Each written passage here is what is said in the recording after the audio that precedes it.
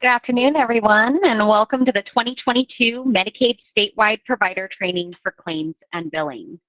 My name is Tiffany Scouten. I'm a Claims Examiner 3 for the Office of Medicaid Operations. Please be sure to keep your microphones on mute for the duration of the presentation.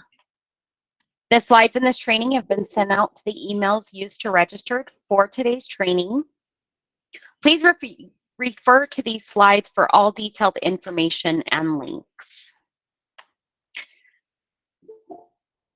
Before we review the agenda for today, I would like to take a moment to note that today's training is for the current system and billing procedures and policies.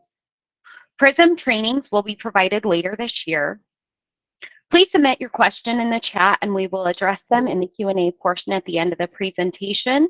We will also be addressing those in the chat as well. Today's agenda, we will review EDI, coordination of benefits, corrected claims, fee schedule, billing modifiers, modifier 24 and 25, denials, hospital claims, medical documentation, appeals, what's new with Medicaid, and we will end with a question and answer portion.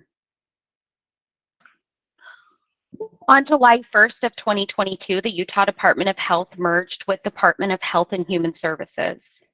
As part of the changes, Medicaid eligibility quality control and eligibility adjudications were moved from Department of Workforce Services.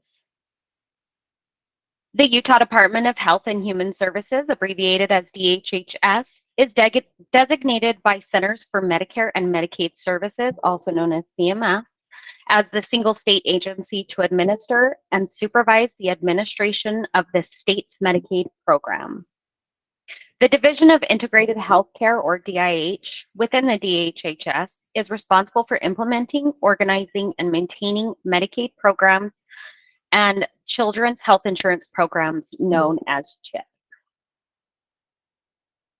We are the Office of Medicaid Operations. The Office of Medicaid Operations is made up of multiple teams overseeing multiple programs, including customer service, EDI, document control, emergency services for non-citizens and manual review, special projects, and provider enrollment.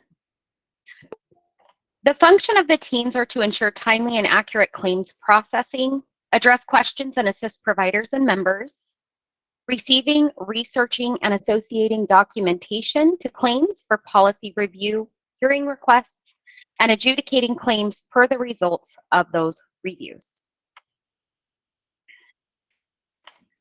EDI, known as Electronic Data Interchange, is when a provider enrolls a trading partner number by completing the EDI enrollment through PRISM. Provider will select the clearinghouse they use. UHIN is the most widely used clearinghouse. Providers will also enroll with the EDI transactions they are enrolling for. The trading partner numbers are listed on the next slide. For e-learning materials on how to enroll as a Medicaid provider, you can visit the link posted to this slide.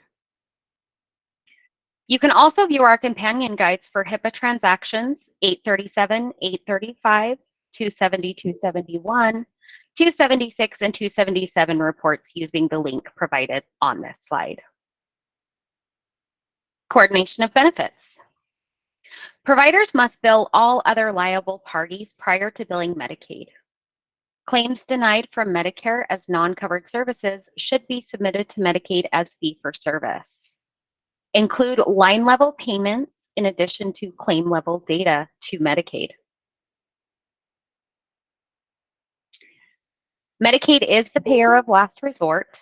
We've provided the electronic mailbox submission trading partner numbers below, as well as the fax number to submit primary payer EOBs using our documentation submission form. Please note that the fax for Medicare is different than the other payers. Corrected claims. Providers should submit their own correction to claims less than 3 years old by either replacement or void claims. The data element for replacement and void claims are listed on this slide. Fee schedules. On our coverage and reimbursement lookup tool, we provide information on code coverage using the date of service and provider type, or you can download various fee schedules such as plan type, provider pricing file, HCPCS NDC crosswalk, and revenue code by plan type. You can review the coverage and reimbursement lookup tool by going to medicaid.utah.gov, selecting providers, coverage and reimbursement lookup tool. This will bring you to the coverage and reimbursement lookup tool page. We do have 2 links that you can click for diagnosis or fee schedule download tool. Let's review billing modifiers. Here we provide a list of the modifiers used for members with waiver programs. The modifiers listed below are for recognized and not recognized by Medicaid modifiers, as well as notations for percentage of fee schedule payment for modifiers and modifiers that require manual review. Note that all modifiers are subject to manual review. Here's some additional modifiers. Modifier 24 and 25. Claims submitted with modifier 24 require the submission of documentation substantiating correct reporting of an unrelated evaluation and management service reported by the same physician or other qualified healthcare professional in a post-operative period. Additionally, modifier 24 is appropriately applied when it is used for anesthesia pain management service reporting. Documentation must include when the epidural or block injection is given relative to the general anesthesia. Medicaid considers an E&M service with a reported 25 modifier as a significantly separate service when the provider may need to indicate on the date of service the member's condition required an above and beyond the usual pre- or post-operative care associated with the procedure. The use of the 25 modifier with this service requires a manual review. Claim denials. Here we have provided a link to the claim denial codes list located on our website. The claim denial codes list is a crosswalk to what the denial on your remittance means. Hospital claims. The Hospital Services Manual, Chapter 13-2, Inpatient Hospital 3-Day Admission Policy has been updated. This policy only applies to acute inpatient hospital admissions and states that an admitting hospital furnishes services in an outpatient setting up to 3 days before an inpatient admission. Medicaid will incorporate the outpatient services into the DRG determination for the inpatient reimbursement.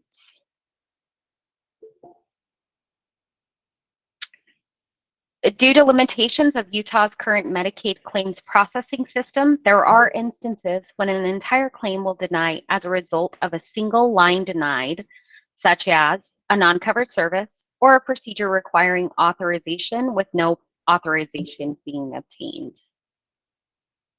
To allow for payment covered services, to allow payment for covered services when non-covered services have also been delivered, Medicaid requires acute inpatient hospitals to submit claims that include covered services and exclude non-covered services that would otherwise result in denial of the entire claim. In addition, when a claim is submitted that excludes non-covered services, providers must not include any ICD-10 PCS, CPT, HCPCS, or revenue codes related to the non-covered services. Additionally, if admission to an acute inpatient hospital is primarily to receive services not covered by Medicaid, all services performed for that episode of care are non-covered and will not be reimbursed. This policy applies regardless of whether or not Medicaid would have covered some of the services performed. For inpatient rehabilitation facility claim submissions, When reporting claims related to inpatient hospital intensive physical rehabilitation services, providers must use revenue code 0128 room and board semi-private on the first line of the UB04 claim. Additionally, providers must make sure that the prior authorization number permitting services is on the claim. Failure to have revenue code 0128 or the prior authorization number will result in a denial of coverage. Medical note guidelines. Record keeping. DHHS follows the provisions of the Government Records Access and Management Act, also known as GRAMA. Medicaid providers must comply with all disclosure requirements in 42 CFR 455 subpart B. All providers must comply with the rules regarding records noted in Section 1 of our manuals. Providers are required to maintain accurate clinical records and are subject to audits in which findings could result in the recoupment of payment. It is the provider's responsibility to maintain accurate clinical records as listed below. When submitting documentation for manual review, emergency services program for non-citizens, sterilization consent forms, timely filing, provider preventable conditions, etc., submit only the minimum necessary documentation for review of the requested claim or episode of care. Current forms for review requests must be used or they will be returned to you. We will review where to find the current forms later in the presentation. Appeals. Appeals versus reviews. Appeals are used for grievances, fair hearing requests, appeals of adverse benefit determination. Reviews are documentation requests such as manual review of CPT codes, modifiers, and edits, as well as review of documentation for the Emergency Services Program for non-citizens. Grievances, appeals, and hearings. States are required to have a fair hearing system that complies with the provisions of 42 CFR 431 subpart E. The department's hearing procedures are described in Utah Administrative Code R 410-14. This list offers the action that a hearing can be requested. Hearing must be filed within 30 calendar days from the date of denial.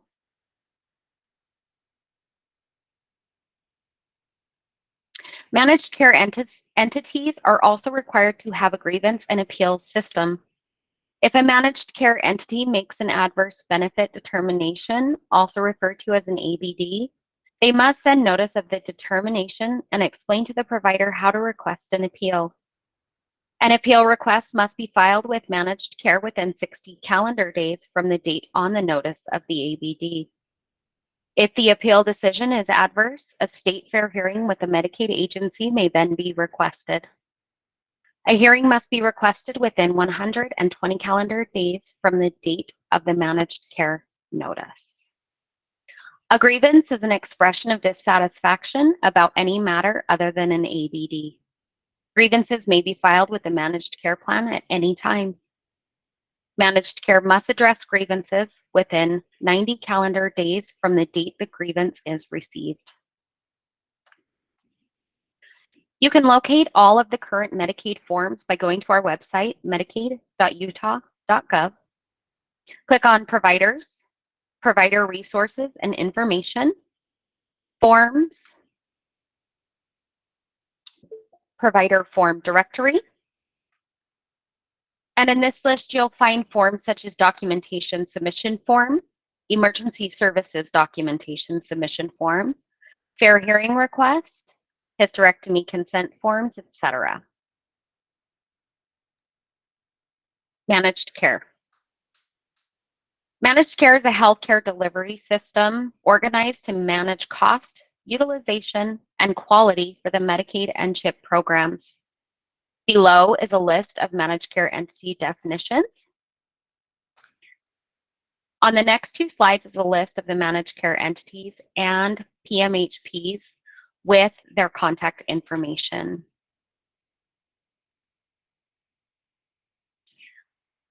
This is what's new in claims and billing. The passing of Senate Bill 27 opens coverage to allow physician assistants and nurse practitioners to report services as assistants to surgeries by appending the AS modifier on claims billed. Additionally, please be aware of and read all MIBs coming out with regard to the PRISM implementation happening January of 2023. We do have a couple of frequently asked questions. The first is how to get the remits for your claims. You can do that through your clearinghouse if you do bill and are set up to receive those electronically, as well as the paper remits. We do have a form in our form section for the remittance advice request form. And we do supply a link to where you'll find resources for how to bill on a HCFA 1500 and UB04. And of course, a link to our eligibility lookup tool to verify member eligibility or if they have any kind of managed care plan or prepaid mental health plan.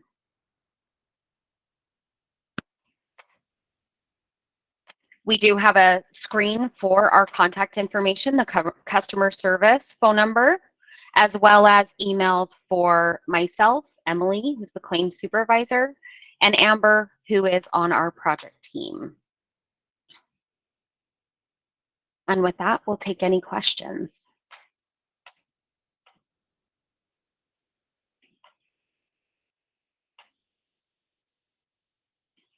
Are the only changes for PAs regarding assistance in surgeries? Will they be able to see patients as PCPs with the new rules?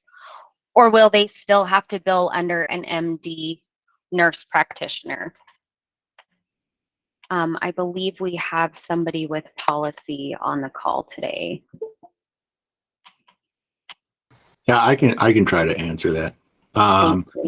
As far as, and maybe based on what I'm interpreting the question is asking, will they be able to see patients as primary care providers with the new rules? We are not covering them as primary care providers at this time, but they are able to bill separately as assistants to surgery.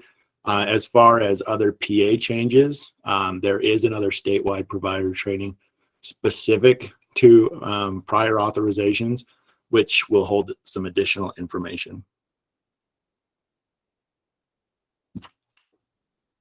Thank you, Lee. The next question, we are a local health department and our nurses do outreach services. We bill this service with H1004, and this is a reimbursable code according to Utah Department of Health Medicaid reimbursement code lookup. When a Medicaid patient has a primary insurance, we sometimes receive a $0 patient responsibility or a full balance to patient that we can then bill the ACO. ACOs are denying $0 patient responsibility and primary insurances will not update the patient responsibility. What is the correct process to get that paid? Is there anybody who can speak to that question? Yeah, this is Trevor Smith from Managed Care. I'd like to work with you and the ACO plan directly. I'll put my email in the chat. If you want to just send me an email, then we can touch base and try to get that one resolved.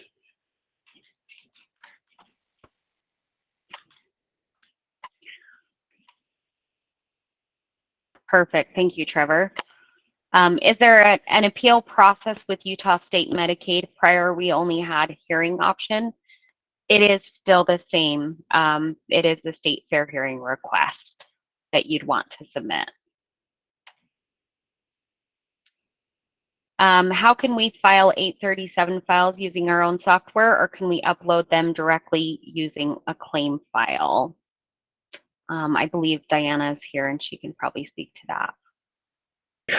So currently the only way we accept 837s is through a clearinghouse. So you cannot upload directly to Utah Medicaid. It either has to go through UHIN and or another third party, whether that be a billing software system or a clearinghouse.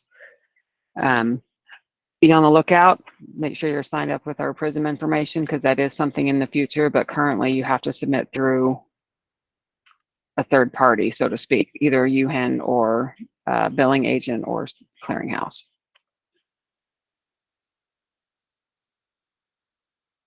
Thanks, Diana.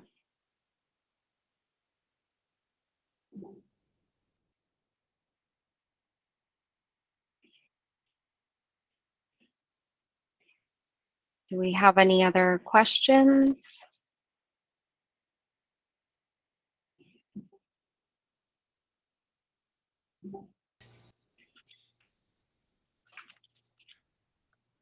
So Tiffany, there was a question from Evelyn Hunt, if you want to capture that one. Oh, there we go. Okay, perfect.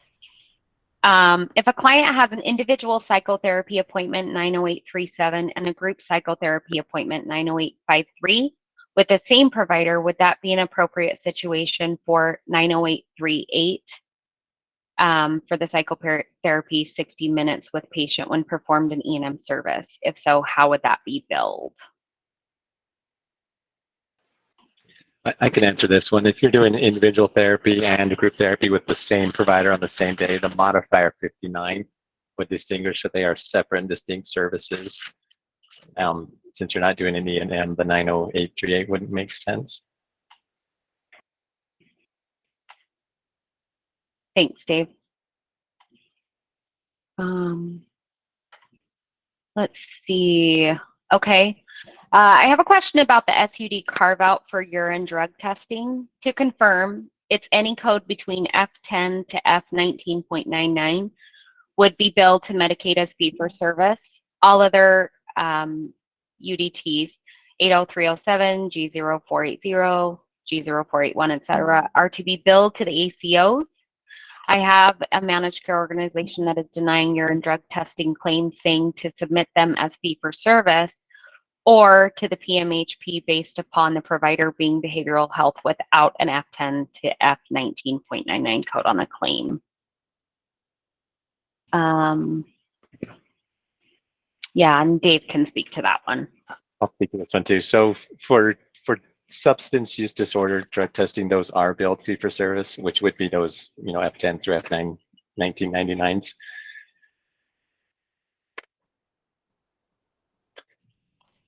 Okay, perfect. There is confusion with the carve out for mental health services.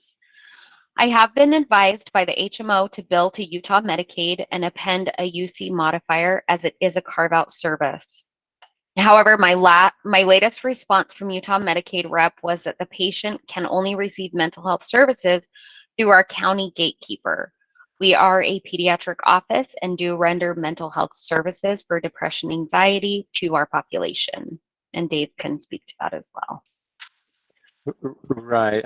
I'm not quite understanding the question. So for behavioral health services, you would need to go through their behavioral health managed care plan, which is typically the PMHP. There are some services that are always carved out, which do use the UC modifier. In the manual, it specifies which services those are, but it's typically not for behavioral health services. It would be for services for a developmental disorder or organic disorder of that nature that's not targeting the behavioral health disorder. So the manual may be useful there. If you have further questions, you can certainly shoot me an email, and I'll stick my email in the chat here.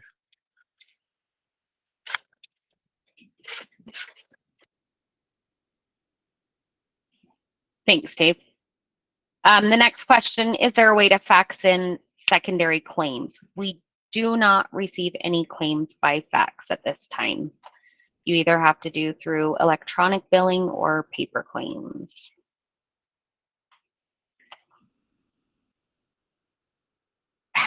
Nicole's asking, how can our department add another carve-out service to our current list? I'm not sure what you mean by that.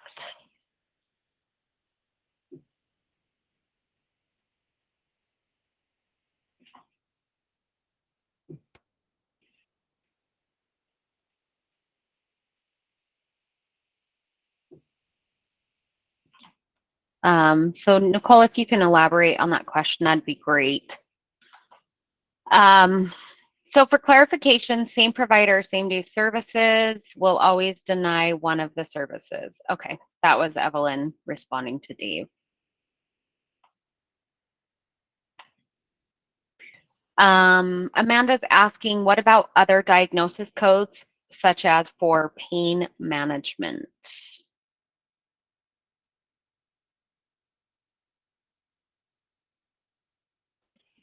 Is this for the UA question? Yeah. Yeah. So if it's not a substance use disorder UA, then it would not be billed fee for service. It would go through pain management. I'm assuming that would go through the ACO.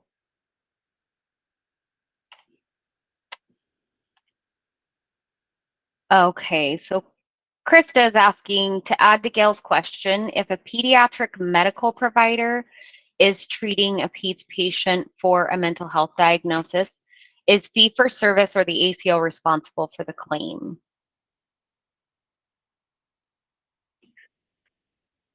So mental health services would be through the behavioral health managed care plan if they have one. Regardless of who the provider is, if that's the type of service you're providing. If it's a behavioral health service, then it would be through the behavioral health plan. Yep, perfect. Thanks, Dave.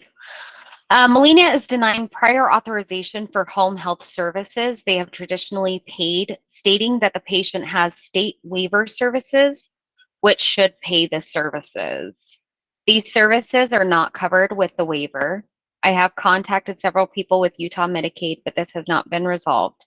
I now have 2 patients denied. This began with new research claims in July. Do we have anybody? I can speak to that one. Thank Jodelle, you. we've been in contact with Melina about this situation, and there was some confusion about their expectations. We're close to getting that all resolved. Melina has begun to re-review several of these cases. Again, I put my email above, trevorsmith@utah.gov. If you need to reach out to me directly on specific cases, let me know. But we're hopeful that in the next week or so, those should be caught up. The home health services.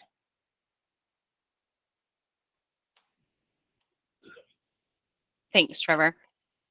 Okay, so Nicole's asking, we bill carve-out services directly to Medicaid instead of the ACO. How do we get additional services to be paid by Medicaid directly? Anybody? Hi, Nicole. This is Emily. I think I'm a little bit confused. If they have an ACO, we're only going to pay the carve-out services that you're billing us.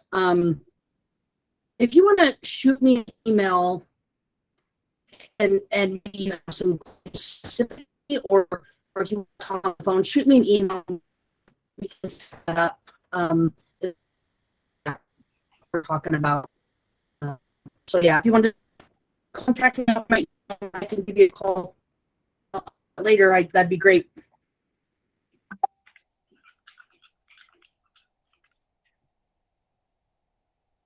Okay, I'm not sure if that was me breaking up or if it was Emily breaking up, but she's saying, Nicole, if you can actually send her an email with some more specific information, her email's on the screen, the estall@utah.gov. Give her some just additional information and she can research that for you. Evelyn's asking, Dave, is there a way to bill the same provider same day for 2 services? That's what the modifier 59 is used for, to say, even though it's same day, same provider, these are separate, distinct services and it's appropriate under the circumstances.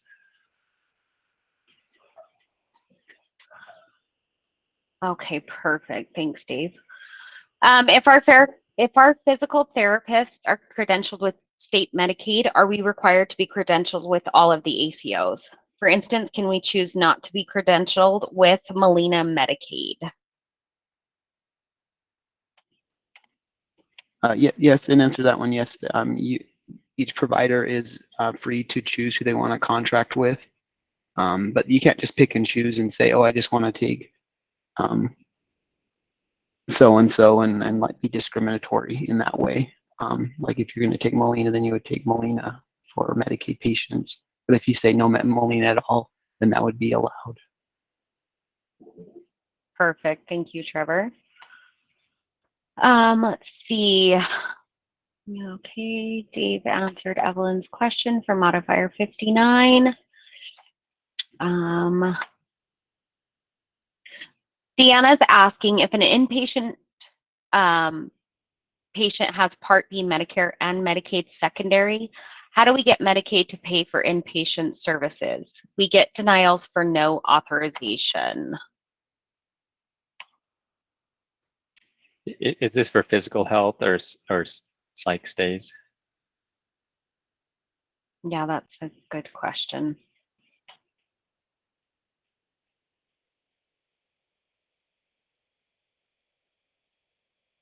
So Deanna, if you can, okay, no, just inpatient acute. So if it's for a psych stay, the Medicaid portion would be billed to our crossover system, and we don't. I wonder if that's where you're getting denials from us. You shouldn't be billing the PMHP if it's for a psych stay for a crossover. If they have Medicare primary and then Medicaid second, you'd be billing our crossover system.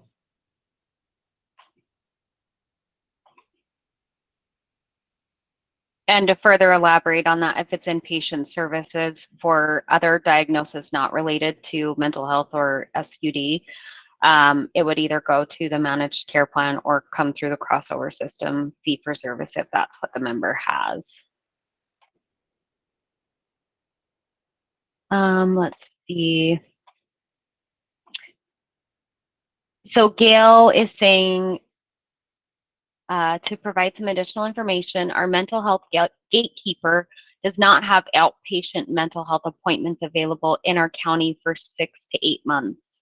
Consequently, our medical pediatricians provide medication services to that grossly undeserved population. For a time, our claims with a UC modifier to the state of Utah were getting paid, but now they are not.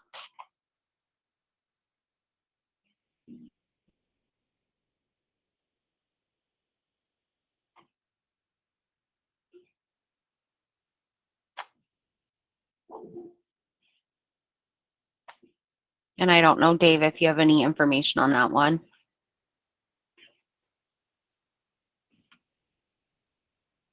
Well, if there's wait list that long, then that's something, if you can contact me, we need to work with the managed care plan. Obviously, they shouldn't have waits that long. In increasing their network or hiring more providers. I know for mental health, or statewide, we have short staff there, so obviously they need to contract more if their waits are that long. The UC modifier is not a way just to bypass managed care. It's just for specific codes for specific diagnoses. So if you were getting paid for a while, it's probably getting paid in error, and then that error was probably fixed, which is why you're not getting paid now.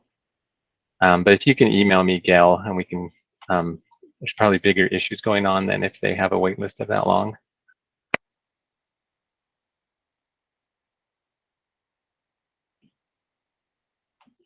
Okay, and then Brenda's saying we have the same problem as Deanna, but for residential, client has Regents as primary and ACO secondary. The ACO will not give us a prior until we have the EOB from primary, and by that time it is too late.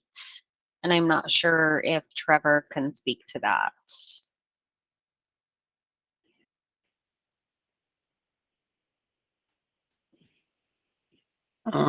Let's see.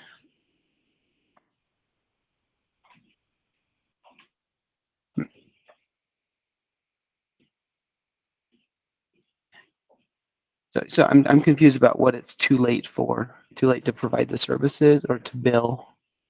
It looks like to me, it sounds like it's too late to bill, but maybe Brenda can confirm that. Too late to get the prior off.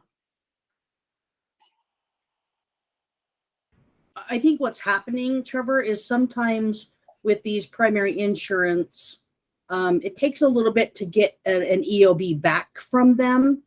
And by that time, the providers are are having a tough time getting a pre-auth from us, waiting on that EOB from the primary. So I think that's what Brenda's talking about. Okay. I'm gonna have to do some research on that one. Brenda, I'm not ready to answer that on the call right now. Okay. It looks like St. George Urology. If provider is participating with Select Health, does that mean they are automatically participating with Select Community Medicaid, or can they choose not to participate with Select Community? I think, Trevor, that's one for you as well.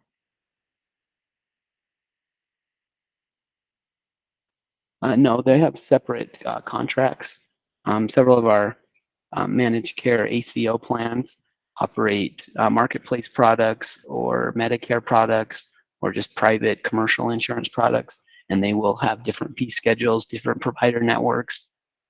So you would need to validate directly with the managed care Medicaid plan to be in network or to find a network that would accept you. Perfect. Thank you. Are critical access hospitals also required to follow the 3-day admission policy?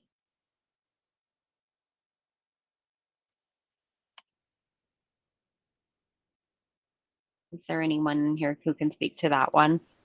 I'm sorry, I missed the first part of that. I cut out. What was the question? Oh, are critical access hospitals also required to follow the 3-day admission policy?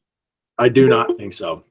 That is not for them. They would have fallen under the CMS 1-day admission policy, but Medicaid doesn't implement that.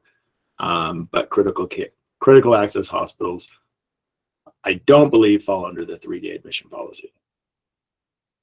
Okay. Jill is saying an additional issue connected to Brenda's is the primary denies as non-covered, and the ACO will also deny because the primary said to adjust it all off and non-covered services.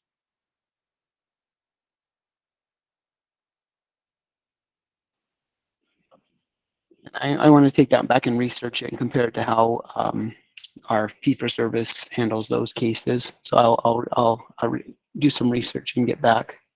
Okay. Sharon, if you could look and see if we have that contact email as well, that'd be great.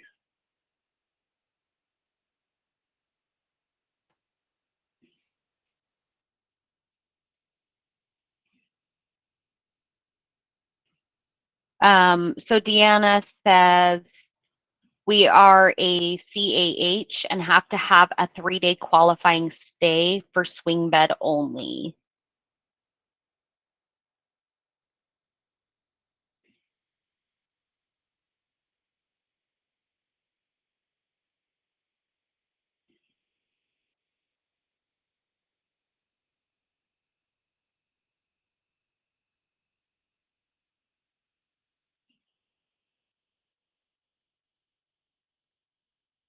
I'm not sure if anyone can speak to that portion of it.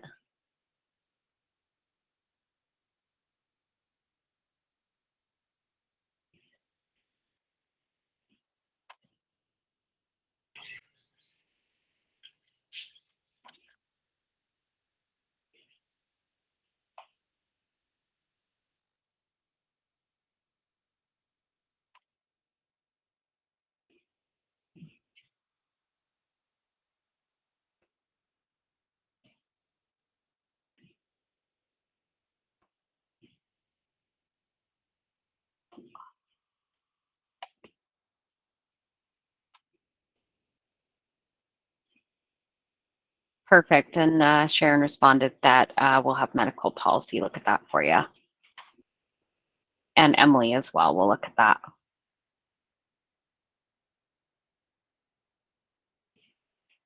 And does anybody else have additional questions?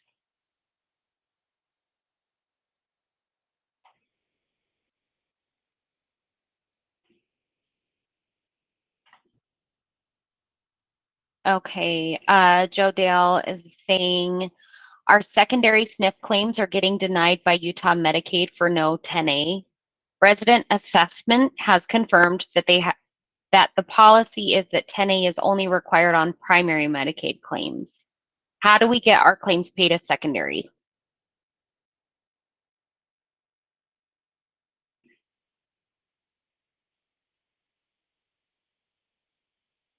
And I don't know if we have somebody who can speak to that.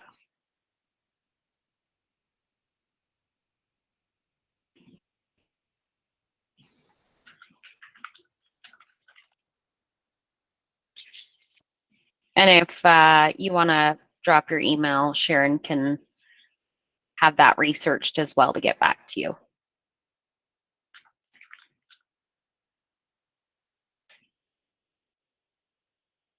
Thank you.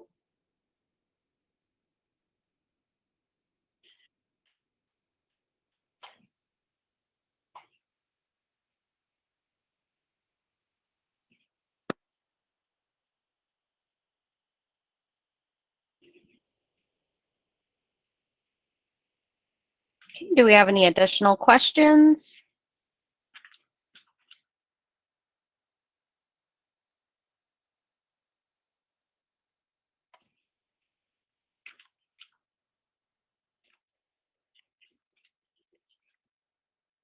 Okay, and again, our contact information for myself, Emily, and Amber are on the screen posted here.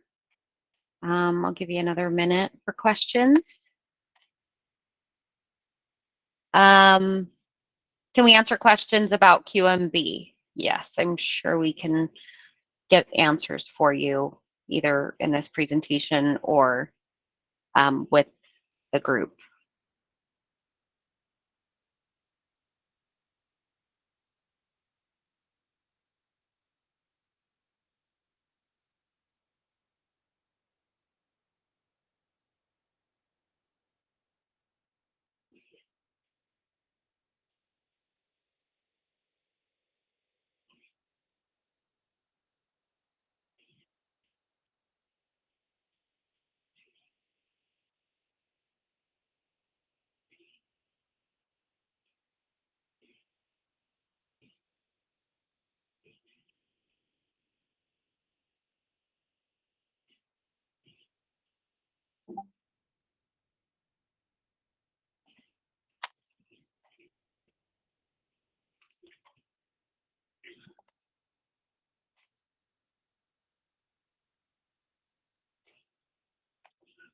Okay, if there are any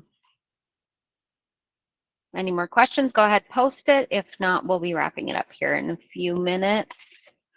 Who can I contact about pharmacy billing? I'm a SNF. Our pharmacy refuses to bill IV services to a straight Medicaid without Part D.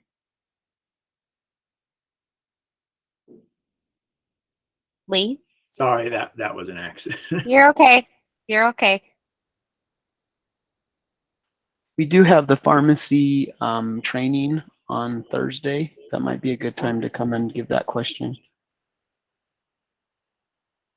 Oh yeah, that's a great point. So for St. George Urology, we are on the border of the Utah, Idaho, and Arizona. And many patients have out-of-state Medicaid. We are not participating in Arizona or Nevada. Can we collect from the patients for the 20% left over from Medicare?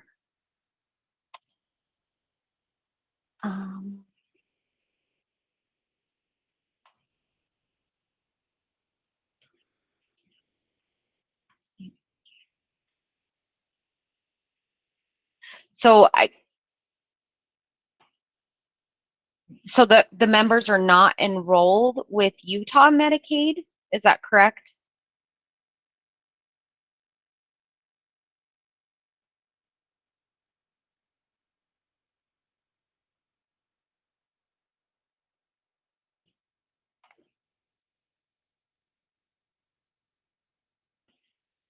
If they're enrolled with Utah Medicaid and they do have Medicare as primary and QMB coverage, that would cross over to us fee for service, but I'm not sure the policies when it comes to patients who have Arizona or Nevada, if I'm understanding that question correctly. Hey, Tiff, it looks to me like they have Arizona or Nevada Medicaid. So I'm Yeah. going to assume, you know, that doesn't have anything to do with us. I would assume yes, if you know, obviously with us, we would pay that Right. if it came as a crossover. So I'm not sure. I Yeah, would assume Arizona. I don't no. think that we can speak to the rules Yeah, for I'm other not sure states' what they would. Medicaid. Yeah, you would need to contact Arizona or Nevada Medicaid to see what their rules are for balance billing. For sure. Perfect, thanks. And then Leslie asked, are ABA therapy claims going to still go to Medicaid in 2023, even if they have a managed care plan like Molina or Select Health? Emily did say that all ABA comes to us. Denny's asking if we have a training for dental. I don't believe we have a statewide provider training specifically for dental, but we can certainly take questions on dental.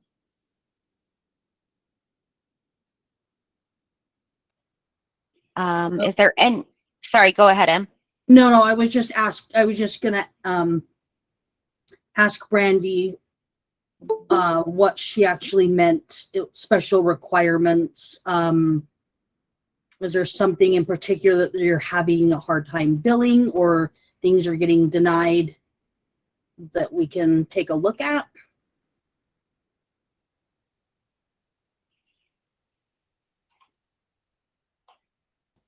Also on the dental question, Mhm. on the 30th of August, there's the healthcare policy provider training, and that one includes dental as well.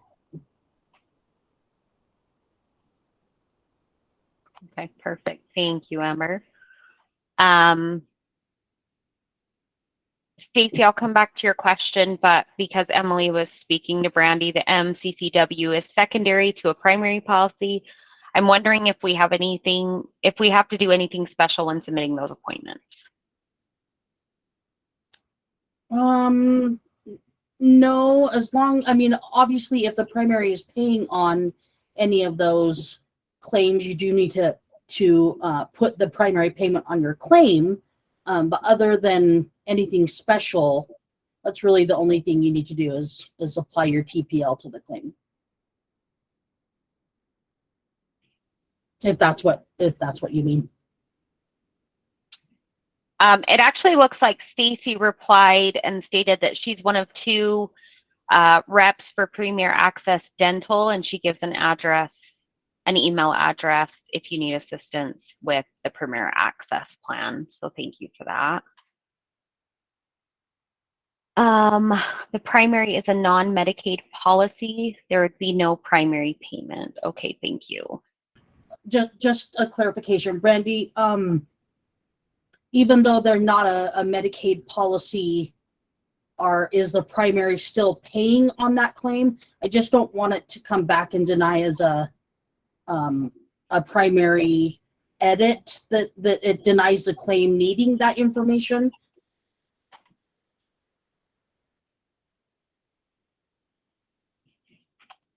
Obviously, if they're not paying on that claim, then the EOB would have to be submitted to ORS for them to work that zero pay EOB, but we would still pay on that claim.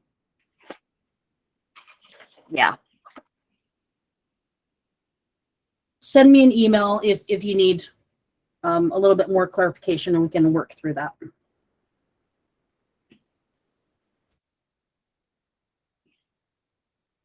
No payment from the primary. The visit on the primary would have been met. The visit limit on the primary would have been met. So I would still need to submit and get a denial. Yes. That is correct. Yes.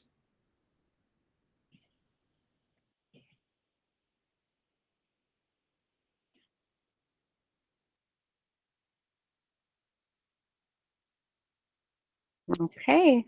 And if we don't have any more questions, thank you so much for coming to today's training. Again, you can email us or call our customer service line and we can further assist you with claims. Thank you for coming and have a great day.